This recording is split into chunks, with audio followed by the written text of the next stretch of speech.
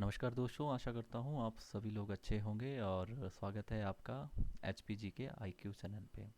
दोस्तों, पिछले कल हमने इसमें डिस्कस किए थे C D P U mains 2018 के 10 क्वेश्चन शुरू के। आज हम कोशिश करेंगे अगले 10 क्वेश्चन की डिस्कशन करने की। तो ठीक है, शुरू करते हैं। तो पहला क्वेश्चन है, बुलेट प्रूफ सामग्री किस पॉलीमर की बनी होती है? तो क्या ये टेरिनील है, क्या ये टेफलॉन है, क्या ये सिलिकॉन है, केवलॉन है, केवलर है? अच्छा, जो लोग साइंस साइड से है वो शायद इनको सभी को जानते होंगे, और जो लोग साइंस साइड से नहीं हैं उनके लिए थोड़ा सा ये अजीब सी टर्म होगी। तो क्योंकि मैं पिछले वीडियो में बता चुका हूँ कि मेरा साइंस उतना अच्छा नहीं है, तो इसमें हम सीधा ज़्यादा डिस्कशन करने के चक्कर में नहीं रहेंगे। तो इसका जो सही ऑप्शन है ये है केवलर। केवलर करके एक पॉलीमर होता है जिसके जिससे ये बनते हैं आपके बुलेट प्रूफ सामग्री। बुलेट प्रूफ सामग्री जैसे बुलेट प्रूफ जैकेट आते हैं आर्मी मैन के लिए होती है, बुलेट प्रूफ गाड़ियाँ होती है, बुलेट प्रूफ शीशे होते हैं, है ना। तो ये केवलर करके एक वो होता है, उसका ये बना होता है। ठीक है, हम सीरियल वाइज नहीं, हम सीधा ऐसे करेंगे जो जो क्वेश्चन सामने दिख रहे हैं। ठीक है। तो अगला क्वेश्चन है, ग्रीन बैंकिंग क्या है? अच्छा साथियों, ग्रीन बैंकिंग क्या, ये ना कई तरह की बैंकिंग होती है और कई तरह के एटीएम भी होते हैं। तो आपने थोड़ा सा इसमें कंफ्यूज भी नहीं होना है कि क्योंकि ग्रीन एटीएम भी आपको मिल जाएगा, ग्रीन टाइप एटीएम हो जाएगा, ब्राउन टाइप एटीएम हो जाएगा, वाइट टाइप एटीएम हो जाएगा। उसी तरह से ये ग्रीन बैंकिंग है, आपकी येलो बैंकिंग है, इस तरह की कुछ दो चार बैंकिंग होती है। तो ये आपने थोड़ा सा देख लेना है। तो इन ये चार ऑप्शन है आपके पास। क्या ये किसानों के लिए सभी ऋण उपलब्ध कराना है, क्या ये सिंचाई के लिए बैंक ऋण है, क्या ये कृषि के लिए बैंक ऋण है, या फिर पर्यावरण स्नेही कार्यों के लिए बैंक ऋण उपलब्ध कराता है? ठीक है, तो जैसा कि नाम से भी स्पष्ट हो रहा है, ग्रीन बैंकिंग, तो ये इसका सही उत्तर है, पर्यावरण स्नेही कार्यों के लिए ऋण। ठीक है दोस्तों, चलते हैं आगे। तो अगला सवाल है, वो कौन से दो तत्व है जिन्हें ट्रांजिस्टर बनाने में अक्सर प्रयोग किया जाता है? Copper aluminium, silicon germanium, iridium तथा टंगस्टन, लोहा तथा कार्बन। तो आप देख थोड़ा कोशिश करिए, अगर आपको कुछ आता तो खुद से भी एक बार अपने मन में रखिए, और इसका आंसर मैं तो बता ही रहा हूँ। तो इसका सही आंसर है बी, सिलिकॉन तथा जर्मेनियम का। जो आपका ये बना होता है, कौन सा, ट्रांजिस्टर्स, ये बने होते हैं सिलिकॉन तथा जर्मियम्स के। ठीक है। अगला क्वेश्चन है, नीति आयोग ने कृषि को उच्च मूल्य फार्म उत्पादनों में परिवर्तन करने का सुझाव दिया है, निम्न में से कौन सा उनमें से सम्मिलित नहीं है? दोस्तों ये क्योंकि ये पेपर 2018 की ये एडवर्टाइजमेंट थी और 2019 में ये पेपर हुआ था। तो 2018 में एक रिपोर्ट आई थी नीति आयोग की, जिसमें कि कुछ इन्होंने ये सुझाव दिए थे अपनी कृषि को उच्च मूल्य फार्म उत्पादन के बारे में ना। तो अभी के लिए इसका कोई औचित्य नहीं है इस प्रश्न का ना, लेकिन फिर भी उस समय के हिसाब से इसका जो सही आंसर था वो था सिल्क एंड कॉटन। ठीक है दोस्तों। अगला क्वेश्चन है, वर्ल्ड हैप्पीनेस इंडेक्स 2017 में भारत किस पायदान पर था? तो ये भी देखा जाए तो उस टाइम, क्योंकि ये जो वर्ल्ड हैप्पीनेस इंडेक्स है ये हर साल ये बदलती रहती है, तो इस बारी तो इसमें हमारी रैंकिंग कुछ और है। तो ये उतना, इसका भी उतना फ़र्क नहीं है। तो इस बता देता हूँ, उस टाइम इसकी जो रैंक थी 122वीं थी। तो क्या मुझे कमेंट में बता सकते हैं कि 2019 में भारत का कौन सा रैंक था इसमें? क्योंकि 2020 का तो अभी नहीं आया है, 2019 का आया है। वो 2019 का 20 में आता, तो 2019 में कौन सा इसका रैंक था? प्लीज़ मुझे कमेंट में बता दीजिए। अगला क्वेश्चन है, वाइट लेवल एटीएम का क्या आवश्यक है? दोस्तों मैं ऊपर भी आपको बता रहा, जब हम ग्रीन बैंकिंग पढ़ रहे थे कि आप इस तरह के एक लेवल भी आते हैं। तो ये देखिए आ गया है प्रश्न भी, वाइट लेवल एटीएम क्या होते हैं। एक इसके साथ ही ना एक लेवल और भी होता है दोस्तों ना, ब्राउन लेवल एटीएम। ठीक है, तो ये आपने ध्यान रखना है। तो जैसे कि वाइट लेवल का पूछा है, तो बैंक शाखाओं में एटीएम स्थापित करना है, बैंक शाखाओं को के बाहर एटीएम स्थापित करना है, गैर बैंकिंग कंपनियों द्वारा एटीएम स्थापित करना है, या फिर बिक्री के स्थान पर स्वाइप मशीनें स्थापित करना है, जैसे पॉइंट ऑफ सेल जिसको बोलते हैं ना इंग्लिश में। अच्छा, तो जो इसका जो आंसर है वो है गैर बैंकिंग कंपनी द्वारा एटीएम स्थापित करना। दोस्तों आपने देखा होगा कि गांव वगैरह में जो एटीएम लगे होते हैं ना, जो दूर दराज के गांव होते हैं, तो वहाँ पर डायरेक्टली उसमें बैंक इन्वॉल्व नहीं होता, कोई तीसरी कंपनी को उन्होंने ठेका दिया होता है, और वही उसमें पैसा डालता है, उसके बदले में कुछ कमीशन वो बैंक से लेता है। लेकिन एक एटीएम होता है कि जिसमें आपको देखा होगा कि एटीएम पे उसी बैंक का लोगो होता है, वही बैंक को उसको ऑपरेट भी कर रहा होता है, तो उसको कहते हैं ब्राउन लेवल एटीएम। ठीक है, तो दोस्तों आपने भी, तो अपनी ये भी ध्यान रखना है। दोस्तों अगला क्वेश्चन है, ये इकोनॉमिक्स से है, भारत में आर्थिक विकास का एलपीजी मॉडल निम्नलिखित में से किसने पेश किया था? अब मुझे आशा करता हूँ आप सभी को पता होगा शायद एलपीजी का क्या मतलब यहाँ पे पूछ रहे हैं। यहाँ पर ये लिक्विड पेट्रोलिफाइम गैस नहीं है, ये दूसरे वाला एलपीजी है। हाँ तो दोस्तों हम जैसे बात कर रहे हैं कि ये वो वाला एलपीजी नहीं है, liquid petroleum, liquid petroleum gas वाला।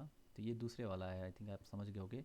तो ये जो इसका जो मॉडल है आर्थिक विकास का, ये किसने दिया था? ये क्या ये डॉक्टर रंगराजन थे, या डॉक्टर मनटेंग सिंह आलूवालिया थे, या डॉक्टर अमर्त्य सिंह सेन थे, या फिर डॉक्टर मनमोहन सिंह थे? साथ ही इसका सही आंसर है डॉक्टर मनमोहन सिंह जी, जो कि हमारे पूर्व प्रधानमंत्री भी रह चुके हैं 2 बार यूपीए के टाइम में। दोस्तों आप क्या मुझे कमेंट सेक्शन में बता सकते हैं कि डॉक्टर अमर्त्य सेन को किस विषय पे नोबेल प्राइज़ मिला था और कब मिला था? ठीक है। अगला क्वेश्चन है हिस्ट्री से। मंगल पांडे, जिसने बरहामपुर में अपनी रेजिमेंट के सर्जेंट मेजर पर गोली चलाई, निम्नलिखित का सिपाही था? ओके साथियों, इस तरह के क्वेश्चन पे भी आपने विशेष ध्यान देना है, आजकल इस तरह का भी क्वेश्चन पूछे जा रहे हैं। ठीक है। इसमें आपने बेसिकली ये बताना है कि जिस टुकड़ी में वो काम करता था, कौन? अपने मंगल पांडे जी। जैसे टुकड़ी का मतलब होता है इनके ना पहले नाम रखे होते, जैसे आज रखे होते हैं ना कि Rajput rifles, Assam rifles, Dogra rifles वगैरह, तो उस टाइम ऐसे लिखे होते थे। 19 native infantry, 27 native infantry, 34 native infantry, 37 native infantry. तो आपने नाम बताना है कि जो मंगल पांडे थे वो कौन सी इन्फेंट्री के सैनिक थे। ठीक है। तो दोस्तों ये बिल्कुल स्टेटिक जीके और ये बहुत काम आने वाला आपने, तो ये थे 34th नेटिव इन्फेंट्री की। एक चीज़ आपने और ध्यान रखना है, आपको पता है कि 1925 में काकोरी कांड हुआ था, जिसमें कि कुछ क्रांतिकारियों ने अंग्रेज़ों की ट्रेन लूट ली थी।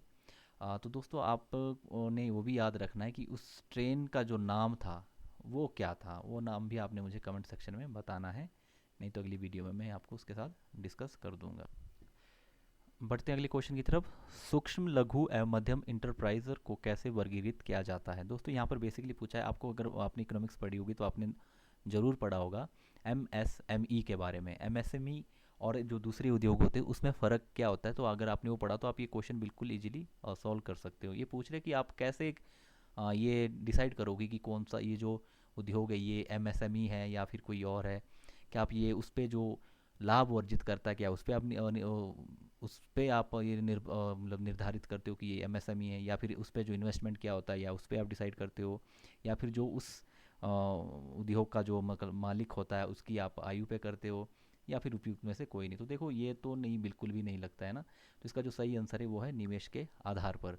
किसी कंपनी में कितना इन्वेस्ट किया होता है ये ही वो डिसाइड करता है कि वो कंपनी एमएसएमई है या फिर बड़े लेवल की या मीडियम लेवल की या कैसी है। ठीक है। अब बढ़ते हैं आज के लास्ट क्वेश्चन की तरफ से। ये हिस्ट्री से है दोस्तों। वह कौन सा राज्य था जिसमें मुस्लिम जनसंख्या अधिक थी और वो भारत में मिलना चाहते थे, लेकिन सरदार पटेल ने उनके अनुनय को, अनुनय होता है रिक्वेस्ट, अनुनय को नकार दिया, जबकि यह सिद्धांतों के खिलाफ था? दोस्तों आपको पता है 1947 में जब भारत आज़ाद हुआ था तो बहुत सारे जो स्टेट को था, बहुत सारी रियासतों को था, तो कईयों को भारत ने ज़बरदस्ती मिलाया था, कईयों को कुछ ट्रीटी वगैरह साइन की थी उसके साथ मिलाया था। लेकिन आप अगर कुछ लोग जो अभी बिल्कुल बेसिक से तैयारी कर रहे हैं, हाँ दोस्तों मैं कह रहा था कि जो लोग शुरू अभी तैयारी करना जस्ट शुरू किए हैं उनके लिए थोड़ा सा अजीब सा क्वेश्चन होगा कि ये कैसा क्वेश्चन है ना, क्योंकि उन्होंने थोड़ा सा शायद बेसिक ही पढ़ा होता है। तो एक ऐसा राज्य था जो खुद से मिलना चाहता था। ठीक है। तो वो राज्य था कलात। अब आप लोग पूछेंगे कि ऐसा क्यों किया वो सरदार पटेल जी ने, और ऊपर से सिद्धांतों के खिलाफ भी था? तो इसका एक मैं कारण बताता हूँ आपको दोस्तों ना कि क्या कारण था कि उन्होंने ऐसा किया। तो पहले हम यहाँ पे एक रफ्सा मैप बना लेते हैं भारत का, मतलब एक जिस साइड की हमें ज़रूरत है उसी साइड का बना लेता हूँ मैं। ये हमें इसी साइड की ज़रूरत है। तो ऐसे ही थोड़ा सा ये माउस से बस जितना बढ़ना है, ये अपना रफ्सा मैप है, इस साइड वाला है ना, ये आपका जम्मू कश्मीर अलग है। तो ये रफली सा आप लगा लो, ये पाकिस्तान है आपका। ठीक है। शायद यहाँ तक है, आई थिंक है ना, यहाँ तक है। और ये यहाँ पे दिल्ली है अपना। तो दोस्तों जो कलात है ये है आपके यहाँ पर बसा हुआ, तो ये बहुत दूर था। ठीक है। और दूर के साथ साथ इसका जो यहाँ पर जो पॉपुलेशन था वो 98% दोस्तों, 98 पॉइंट मतलब कि 100 में से 98 लोग यहाँ पर मुसलमान थे। ठीक है। दूसरी इनकी जो भाषा थी वो भी द्रविडियन थी। हिंदी बड़ा टूट फूट वाला ऐसे कोई कोई बोल पाता था। आज भी अगर आप इनका देखोगे ना बलूचिस्तान वाले एरिया में जो लोग हिंदी बोलते हैं वो ऐसे अजीब सा ही हिंदी बोलते हैं। ठीक है। दूसरा यहाँ पर कोई पहुँचने के लिए, अगर आपको पहुँचना था तो आपको पाकिस्तान होके जाना पड़ता। तो जो कि एक आज अगर सोच लीजिए, अगर आज मान लीजिए इसको मिला लिया होता कलात को तो कितना मुश्किल होता हमारे को डील करने के लिए। यहाँ तो पाकिस्तान एक जम्मू कश्मीर को लेकर भी कितना है, जबकि इसके साथ हमारा लैंड बॉर्डर है, इसके साथ तो लैंड बॉर्डर भी नहीं है हमारा। ठीक है। तो दोस्तों एक एक तो कारण था आपका, क्या कारण था? एक तो दूर था बहुत। ठीक है। हाँ, दूसरा एक तो दूर था बहुत, ठीक है, पहला कारण है बहुत दूर था। दूसरा कारण था कि जो जनसंख्या थी वो मुसलमानों की ज़्यादा थी, ठीक है। तीसरा कारण था कि यहाँ पर पहुँचने के लिए एक तो होता है ना कि समुद्री मार्ग, जैसे दोस्तों नीचे आपने देखा होगा अपना जो अंडमान निकोबार है वो भी काफ़ी दूर है। इवन इसकी तो दूरी तो लगभग कोई 400 किलोमीटर के आसपास थी, 485 या मतलब लगभग 500 किलोमीटर मान लो। इतना ही लगभग शायद नीचे को अंडमान निकोबार भी, लेकिन फिर ये सवाल भी आ सकता है कि हम उसको भी तो शासित कर रहे हैं तो क्या इसको नहीं कर सकते थे। तो यही प्रॉब्लम है दोस्तों, अगर हमने इसको मिला भी लिया होता तो शासन करना बड़ा मुश्किल होता। तो इस वजह से ही शायद सरदार जी ने सोचा होगा कि भविष्य को देखते हुए कि अगर कल को हम इसको मिला लेते तो शासन करना कितना मुश्किल होता है। दोस्तों मैं एक चीज़ ये बता देता हूँ कि अगर तो आप खाली प्री का वगैरह किसी का तैयारी करें तो उसमें तो डायरेक्ट ये क्वेश्चन ही पूछ सकते हैं कि ये उल्टा भी आ सकता है क्वेश्चन कि कलात क्या था, मतलब कलात का बोल देंगे कि कलात के विषय में कुछ आपको नीचे दे देंगे कि ये बलूचिस्तान में है, ये भारत में मिलना चाहता था लेकिन इसको मिलाया नहीं, उपयुक्त में से कूट वाले ना, वैसे ही। तो दोस्तों अगर कोई मेंस की तैयारी कर रहा है तो उसके लिए ये क्वेश्चन आ सकता है मेंस में ना कि कलात को अपने राज्य में ना मिलाने, भारत में ना मिलाने के पीछे क्या कारण थे, तो आप लिख सकते हैं ना जो मैंने कुछ कारण बताए हैं। ठीक है दोस्तों, उम्मीद करते हैं आपके लिए कुछ हेल्पफुल रहा होगा। ठीक है दोस्तों, और साथ में बताइए मुझे भी अगर कुछ इसमें कोई कमी है या फिर कुछ आप दूसरी चीज़ें कुछ चाहते हैं, प्लीज़ बताइए, है ना। Okay, thank you.